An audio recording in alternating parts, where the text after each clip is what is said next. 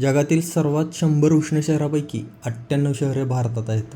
विचार करा, संपूर्ण देश जणू आगीच्या गोळ्यात बदलला आहे. हा मुद्दा फक्त तापमानाचा नाही, तर आपल्या शहरांच्या श्वासाचा, मुलांच्या भविष्याचा आहे. सामान्य माणसाच्या आयुष्यावर, रोजगारावर याचा मोठा परिणाम होत आहे. मग भारत दरवर्षी हीट कॅपिटल का बनत चालला आहे? जरा विचार करा.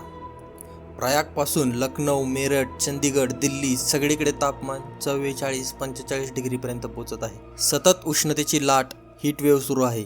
WMOचं म्हणणं आहे की एल निनोमुळे हे होत आहे. पण एल निनोचा तर परिणाम जगभर होतो. मग 100 पैकी 98 उष्ण शहरे भारतातच का? तापमान वाढण्यामागे इतर कारणेही आहेत.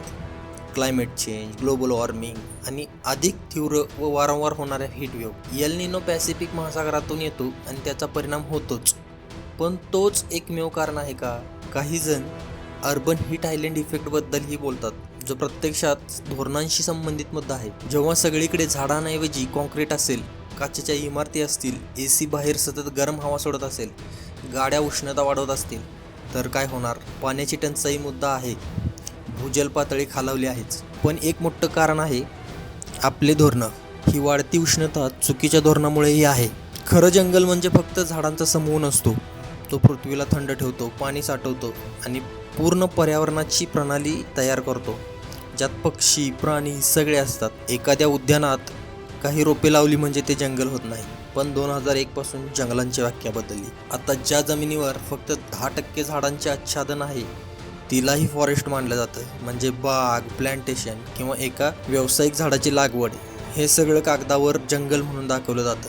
कारण जगाला दाखवायला छान वाटतं की आपल्या देशात किती फॉरेस्ट कव्हर आहे. आणि हे फक्त एका सरकारचं नाही, तर आत्तापर्यंत आलेल्या सर्व सरकारमध्ये हेच दिसतं. 2023 फॉरेस्ट कन्झर्वेशन अमेंडमेंट ॲक्ट आला. त्यानंतर अनेक डीम फॉरेस्ट, जे कागदावर नव्हते पण प्रत्यक्षात जंगलं होती, त्यांची कायदेशीर सुरक्षा कमी झाली. आदिवासी समुदाय पिढ्यानपिढ्या जंगलाशी जोडले होते, पण त्यांच्यावरही परिणाम झाला. ही उष्णता किती धोकादायक आहे याचा विचार करा.